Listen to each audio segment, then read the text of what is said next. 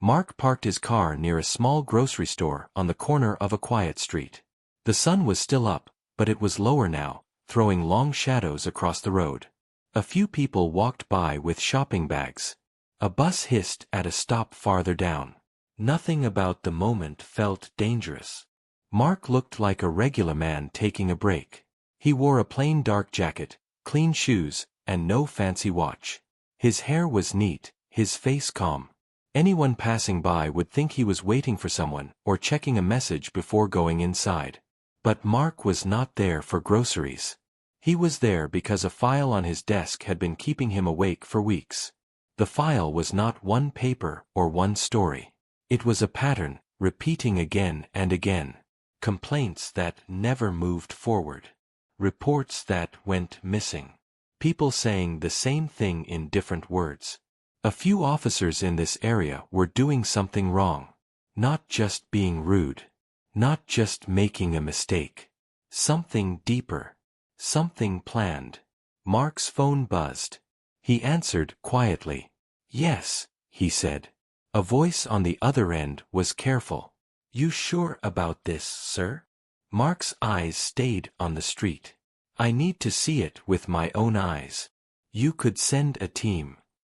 "I did," Mark said. "They brought back pieces. I need the whole picture." There was a pause. "Please be careful." Mark ended the call and slipped the phone into his pocket. He checked his mirrors. He did not see anything strange, but he felt the air shift.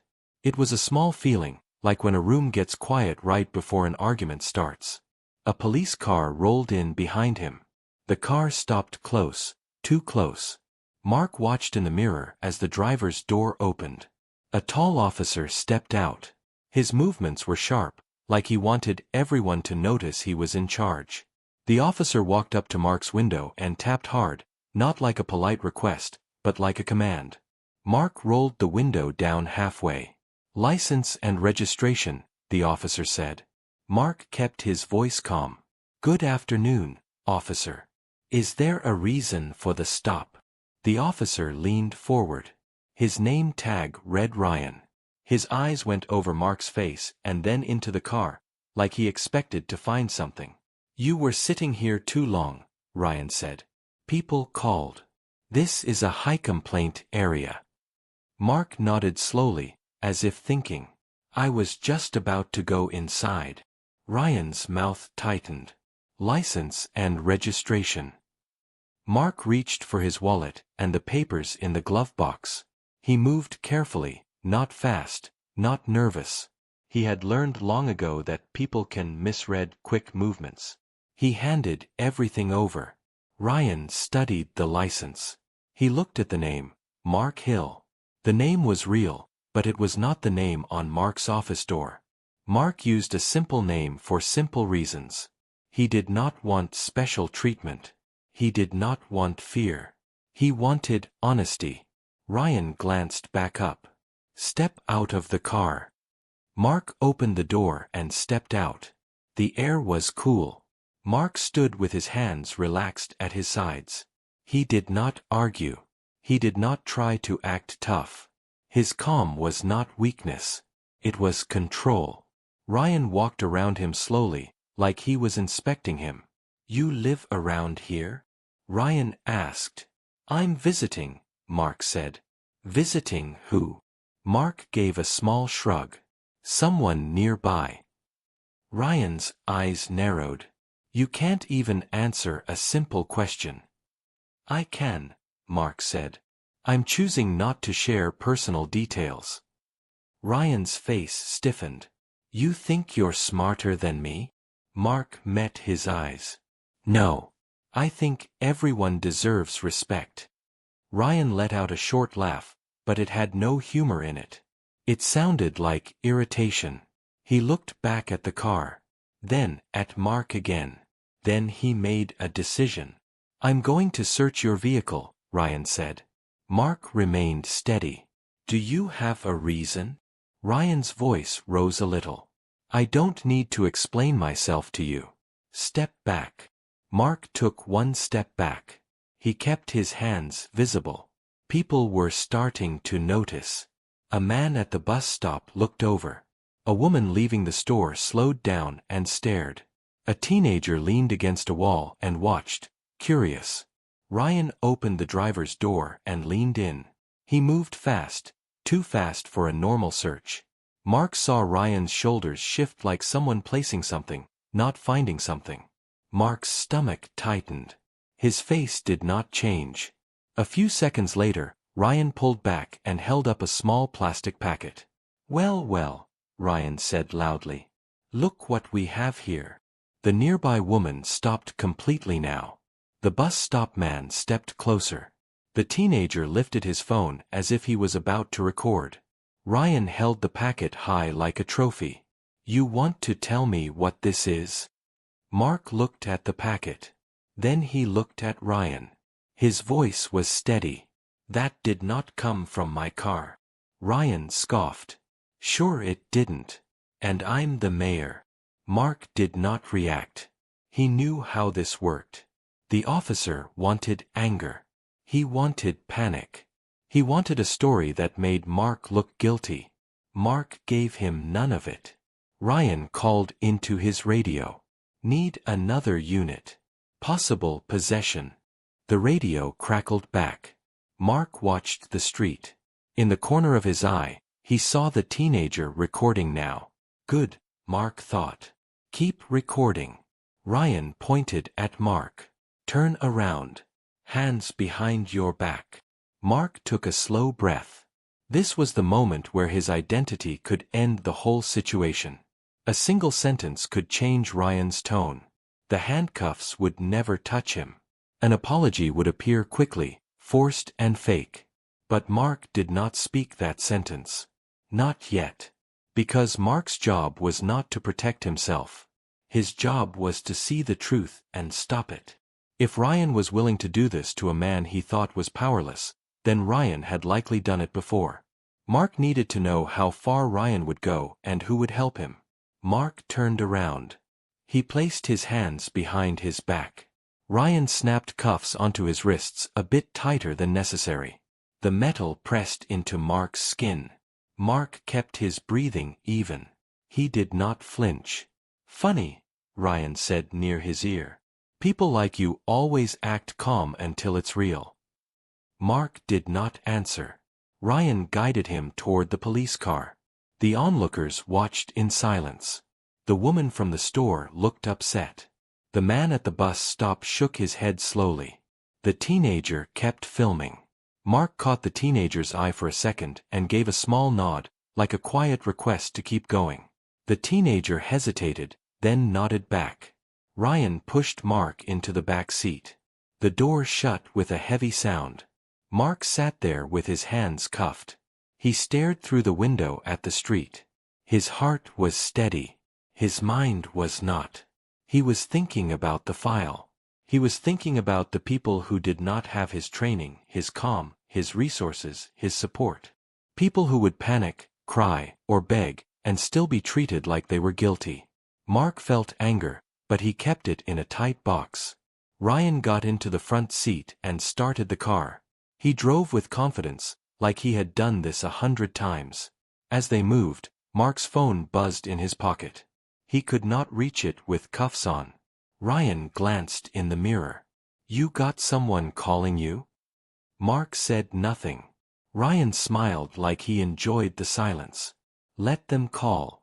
You won't be answering." They reached the station in less than 10 minutes. The building was old and plain.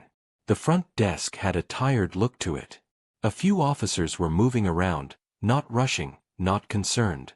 Ryan walked Mark inside like he was showing off a win. One officer at the desk looked up. "What's this?" Ryan held up the packet again. "Found it in his car." The desk officer raised his eyebrows. He looked at Mark. Then at Ryan. Then back at Mark. Something in his eyes showed doubt, but he did not speak it out loud. Mark noticed that. Doubt was there, but courage was missing. Ryan signed a few papers. Another officer took Mark's fingerprints. A third officer searched Mark's pockets and took his phone, wallet, and keys. Mark did not resist. He watched everything. He memorized faces, names, and habits. Finally, they put him in a small room with plain walls and a bright light that made everything look cold. Ryan walked in and closed the door behind him. He sat across from Mark and leaned back like he was relaxing at home. "So," Ryan said, "tell me where you got it." Mark's tone stayed calm. "I did not have anything. You put it there." Ryan's smile vanished. "You sure you want to go with that?" Mark looked at him. "I'm sure." Ryan leaned forward. "You know what I think. I think you came here to sell. I think you thought nobody would notice. And now you're going to pay for it." Mark's eyes did not move. "Then you should have no problem checking your body camera footage." Ryan's face tightened. He hesitated for just a second, but it was enough. Mark saw it clearly. That hesitation was fear. Ryan stood up. "Bodycam isn't your business." "It becomes my business when it proves the truth," Mark said. Ryan pointed at Mark. "You're going to talk yourself into a longer night." Mark replied calmly.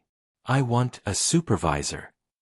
Ryan laughed again, but it sounded forced. "You don't get to order people around here."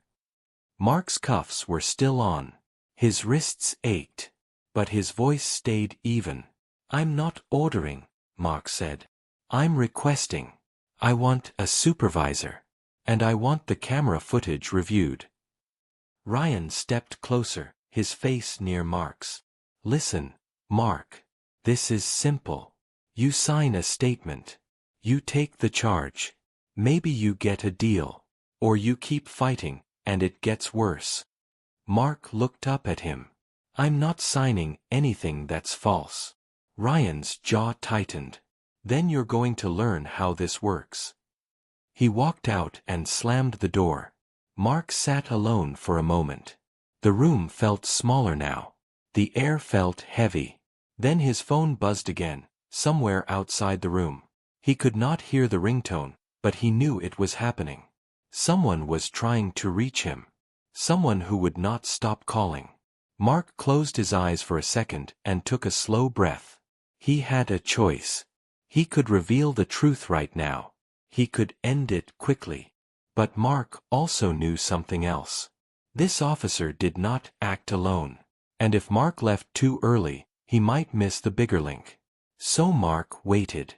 Outside, footsteps moved fast down the hallway. Voices rose, then dropped. A door opened. Another closed. Then Mark heard it. A new voice. Not Ryan's voice. A voice that sounded older, heavier, and more cautious. The door to the room opened again, and a man stepped in wearing a different kind of confidence, the kind that came from rank. He looked at Mark. Then he looked at the file on the table. His eyes narrowed. And Mark realized something important. This man already knew Ryan's name. He already knew Ryan's habits. And that meant this situation was about to become either a cover-up or a turning point. Mark lifted his head and prepared to speak. The man in the doorway said quietly, "Tell me exactly what happened out there." Mark's calm eyes stayed locked on his. And Mark began to talk. The senior officer closed the door behind him and sat across from Mark. His name tag read David. He looked calm, but his eyes were sharp. He did not rush. He did not raise his voice.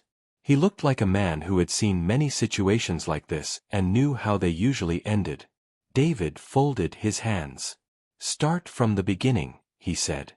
Mark spoke slowly and clearly. He explained why he was parked near the store. He described Ryan's approach, the questions, the search, and the moment when the packet appeared. He did not add emotion. He did not exaggerate. He only shared facts. David listened without interrupting. When Mark finished, the room went quiet. David leaned back slightly. "You are saying the item did not belong to you?" "Yes," Mark replied. "And I am saying it was placed there." David nodded once. "That is a serious claim." So is the charge, Mark said. David studied Mark's face. He was looking for cracks. Fear. Anger. Desperation. He found none of it. You asked for the camera footage, David said. Yes. Ryan told me you were being difficult. Mark gave a small, calm smile. I asked for fairness. David did not smile back. He stood up. I will review the footage. Ryan was standing outside the room when David stepped into the hallway.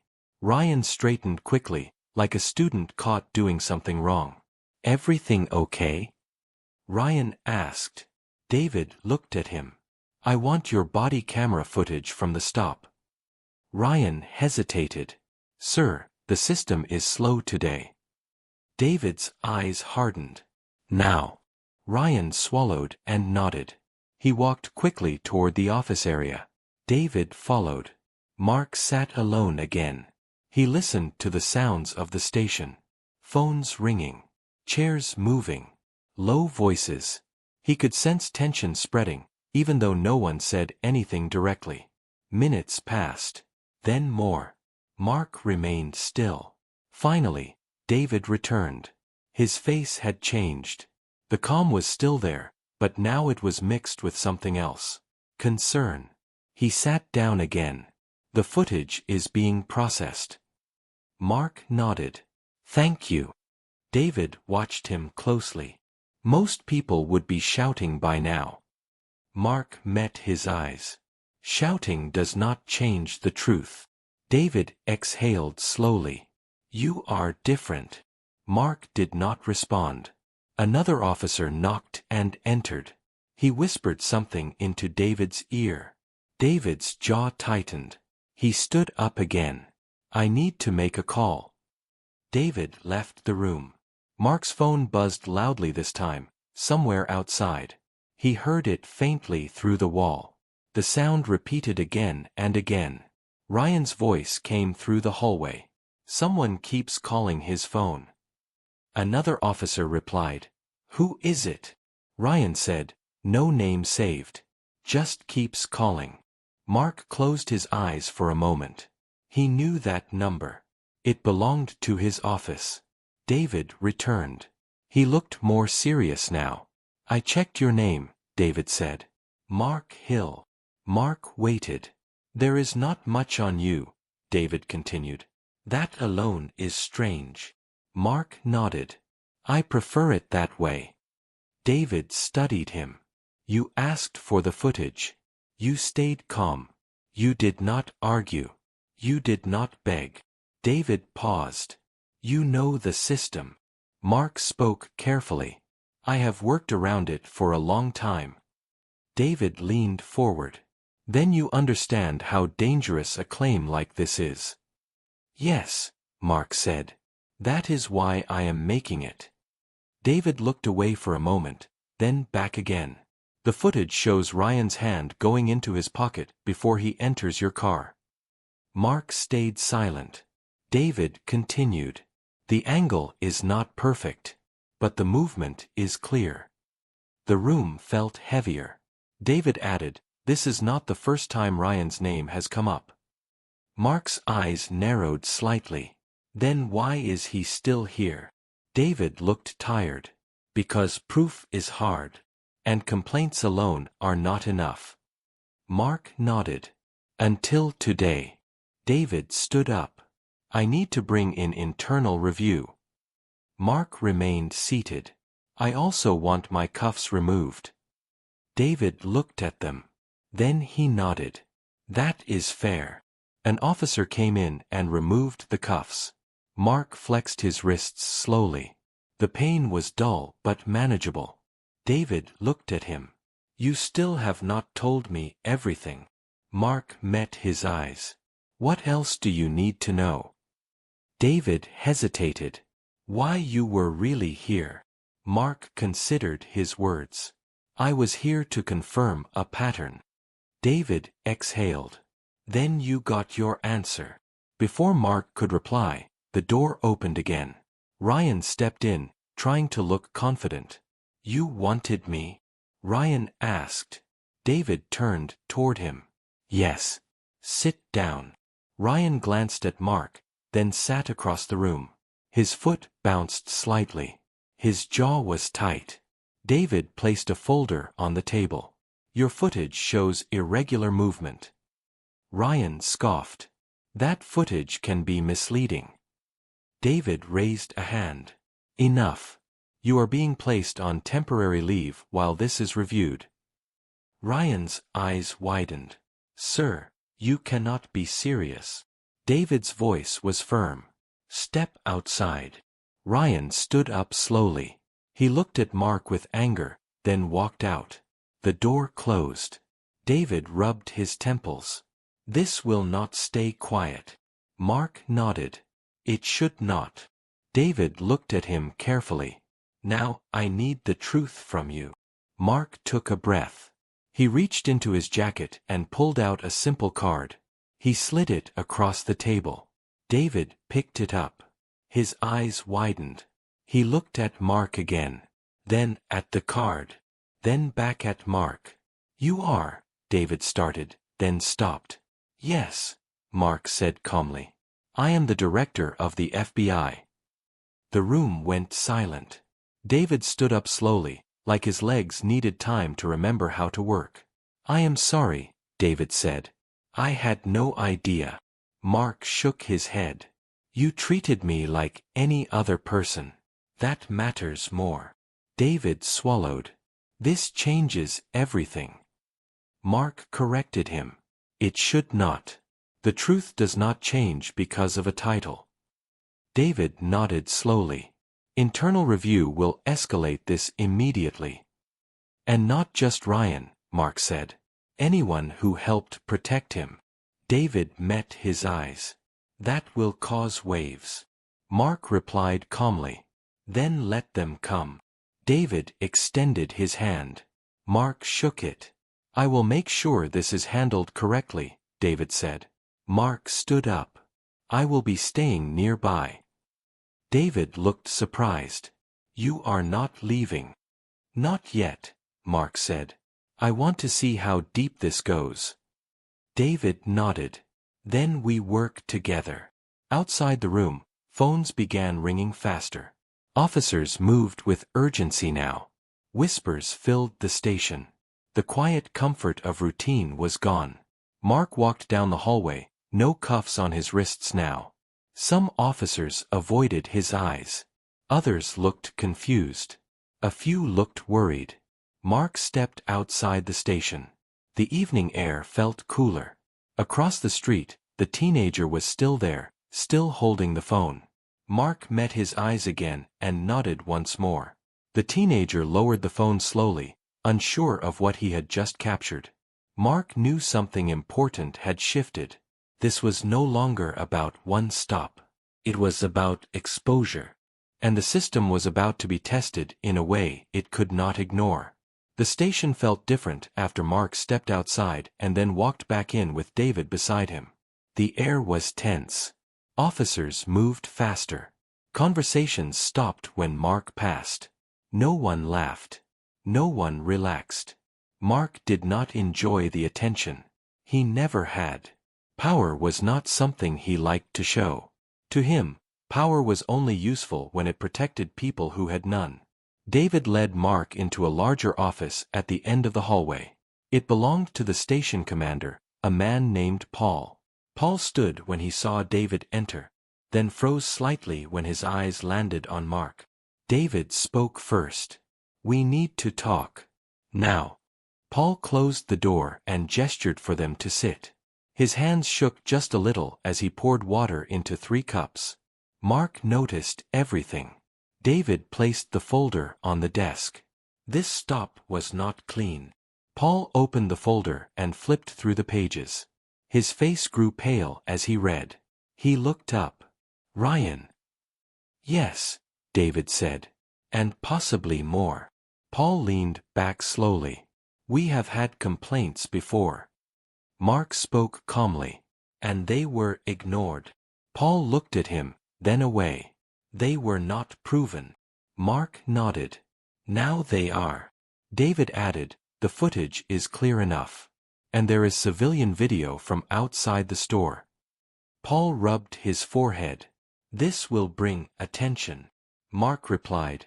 It already has. As if on cue, Paul's phone buzzed. He glanced at the screen and sighed. Local media. David said. It will go higher than that. Paul looked at Mark again, this time with more respect than fear. What do you want to happen? Mark leaned forward slightly. I want the truth. Full review. No shortcuts. No quiet deals. Paul swallowed. That will damage this department. Mark answered evenly. Protecting lies damages it more. Silence filled the room. Finally, Paul nodded. All right. Within the hour, internal review teams arrived. They were not friendly. They were not polite. They were focused. They asked questions that could not be brushed aside. Ryan was brought back into the building, no longer confident. He avoided eye contact. His hands shook when he was asked to hand over his equipment. The footage was played again. This time, frame by frame. There was no arguing it. Ryan sat in a chair across the room, his head down. He tried to speak once, but the words fell apart before they reached anyone. Mark watched without satisfaction. This was not victory. This was correction. The teenager's video had spread online by now. People shared it quickly. Not with anger at first, but with shock. Then questions followed. Then demands. By nightfall, the station was surrounded by cameras and reporters. Paul released a short statement confirming an investigation. He avoided names, but the damage was already done. Inside, David approached Mark. We found more, he said quietly. Mark looked at him. How much more? David exhaled. Stops with similar patterns. Same officer. Same area. Same outcome. Mark closed his eyes for a moment. He felt the weight of it press down on him. How many people? David answered softly. Too many. Mark nodded. Then this was necessary. Hours passed. Officers were questioned. Records were reviewed. Supervisors were asked why warnings were missed. Some had no answers. Some had excuses. Mark spoke only when needed. He never raised his voice. When he asked a question, people answered honestly. Fear had been replaced by clarity. By morning, decisions were made. Ryan was formally removed from duty. Charges were prepared. Others were placed under review for failure to act. Paul stood before the cameras again, this time with less control. He admitted mistakes. He promised reform. His words sounded practiced, but his eyes showed worry. Mark stood behind the scenes. Later that day, David found Mark sitting alone in the same interview room where it had started. The cuffs were gone. The light was softer now. You could have stopped this sooner, David said gently. Mark looked up. I know. Why did you not? Mark thought carefully. Because if I had, this would be one bad stop. One apology. One officer quietly moved. Tomorrow, it would happen again to someone else. David nodded slowly. You wanted the pattern. Yes, Mark said. And now we have it. David hesitated. This will change how people see us. Mark replied, good. Trust should be earned, not demanded. David extended his hand again. Mark shook it. Outside, the sun rose over the city. A new day began, but it did not feel fresh. It felt heavy, like a reminder. Mark left the station quietly. No sirens followed him. No escort walked beside him. Across the street, the grocery store was opening again. The same woman from the day before stood outside, talking to a reporter. The teenager stood nearby, his phone in his pocket now. Mark passed them without stopping. Later, at his office, Mark sat at his desk and reviewed reports from around the country. Messages poured in. Some thanked him. Some criticized him. Some tried to turn the story into something it was not. Mark ignored the noise. He wrote a short internal message instead. It was not dramatic. It did not name himself. It did not praise anyone. It said this: power without honesty destroys trust. Silence protects harm. Accountability protects everyone. That message was sent to every field office. Days later, changes began. Training was updated. Review systems were adjusted. Cameras were checked more carefully. Complaints were no longer buried. It was not perfect, but it was movement. Mark knew this would not fix everything. No single moment ever did. But it had opened a door that had been locked for too long. One evening, Mark returned to the same street near the grocery store. He parked for a moment, just like before. This time, no police car stopped behind him. People walked by. Life continued. Mark sat quietly, watching. He did not smile. He did not feel proud.